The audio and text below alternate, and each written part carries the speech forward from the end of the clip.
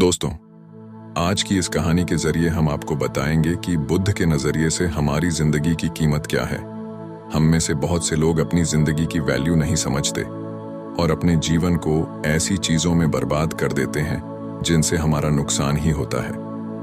कुछ लोग अपनी जिंदगी शराब के पीछे बर्बाद कर देते हैं, तो कुछ लड़कियों के चक्कर में और कुछ अपनी सारी जिंदगी पैसा पैसा करके बर्बाद कर देते हैं। आज की इस कहानी के जरिए आप जानेंगे कि हमारी जिंदगी कितनी कीमती है और हमें अपनी इस कीमती जिंदगी को किस तरह जीना चाहिए।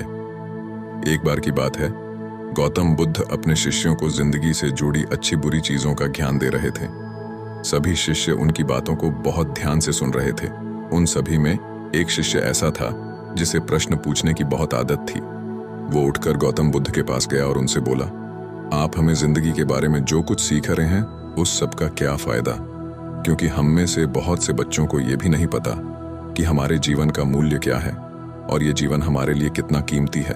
पहले आप हमें ये बताइए कि इस जीवन का मूल्य क्या है।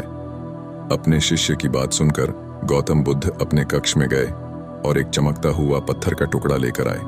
वो टुकड़ा उन्होंने अपने शिष्य को दिया और बोले, मैं तुम्हें इस जीवन का मूल्य तब बताऊंगा जब तुम इस पत्थर का सही मूल्य पता लगा कर आओगे। साथ ही ये ध्यान रखना कि तुम्हें ये पत्थर का टुकड़ा किसी को बेचना नहीं है। गौतम बुद्ध की बात मानकर वो शिष्य बाजार की तरफ चला गया।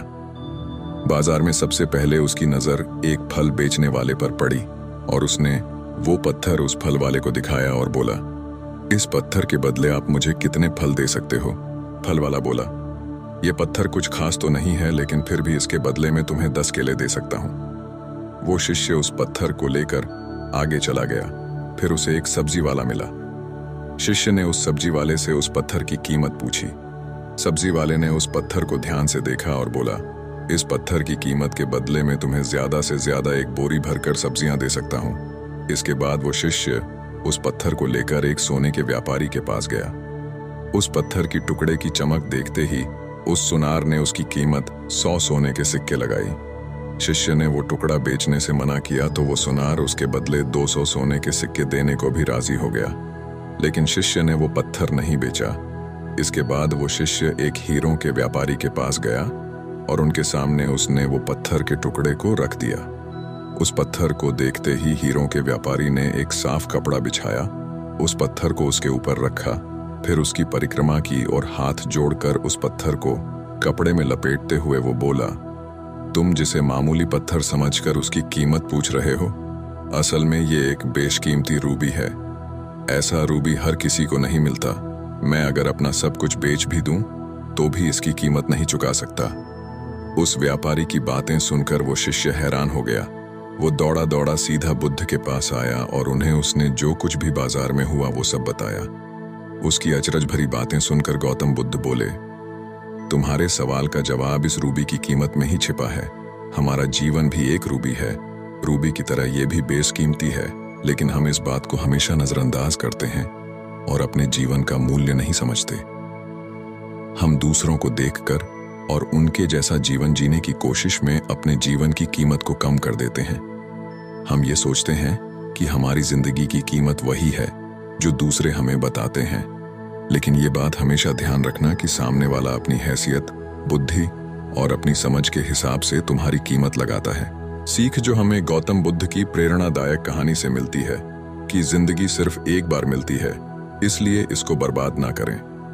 अपनी जिंदगी को उतना ही कीमती समझें जितना कीमती आप अपने बैंक में रखें रुपयों को समझते हैं। आज के समय में लोग अपनी जिंदगी से ज्यादा कीमती प्यार, पैसों और दिखावे से भरी चीजों को समझते हैं। नाम कमाने के चक्कर में उल्टे सीधे काम करने लग जाते हैं। हमेशा याद रखें कि दिखावा करना जरूरी नहीं है। प्यार दोबारा मिल सकता है, पैसा फिर कमाया जा सकता है, लेकिन जिंदगी को फिर से पाया नहीं जा सकता। इसलिए अपनी इस बेशकीमती जिंदगी को अच्छे से जिएं, हर पल का आनंद लें। कभी ये ना सोचें कि आप इस दुनिया में किसी काम के नहीं हैं, न कभी ये सोचें कि आपकी जिंदगी व्यर्थ है। आपके होने या ना होने से कुछ फर्क नहीं पड़ता। जब भी ऐसे नेगेटिव विचार आपके मन में आए तो खुद को बस ये याद दिलाएं कि जीवन एक रूबी है और ये बेशकीमती है।